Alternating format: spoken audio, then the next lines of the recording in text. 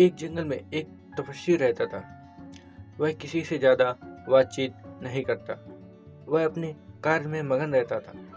एक दिन अत्यधिक वर्षा होने के कारण जंगल में बाढ़ आने का खतरा बन रहा था। तभी वहां के लोग जो जंगल में लकड़ी काटने आया करते थे, उन्होंने उस साधु से कहा, बाबा, जंगल में अत्यधिक वर्षा हो जाने के कारण बाढ़ आने का खतरा है।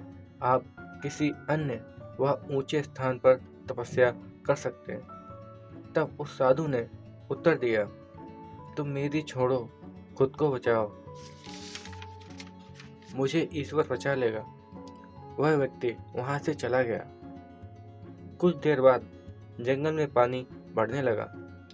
फिर एक व्यक्ति दोबारा उस साधु के पास आकर कहता है, बाबा, पानी बढ़ रहा है, आप यह स्थान छोड़कर कहीं और अपनी तपस्या पूर्ण कर ले।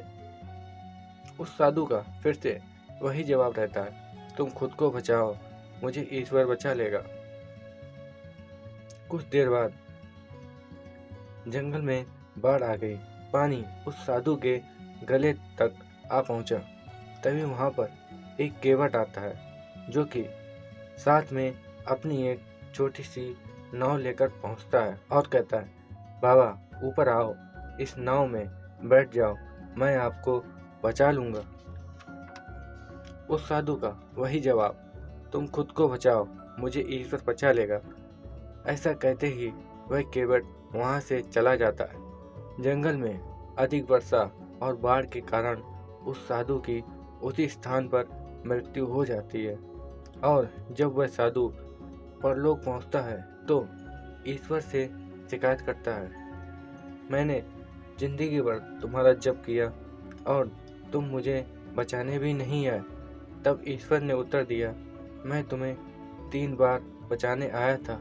एक बार लकड़हारा बनकर, दोबारा में निर्मल व्यक्ति और तीसरी बार केवट के रूप में। तुमने मुझे अपने अहम के कारण पहचाना ही नहीं।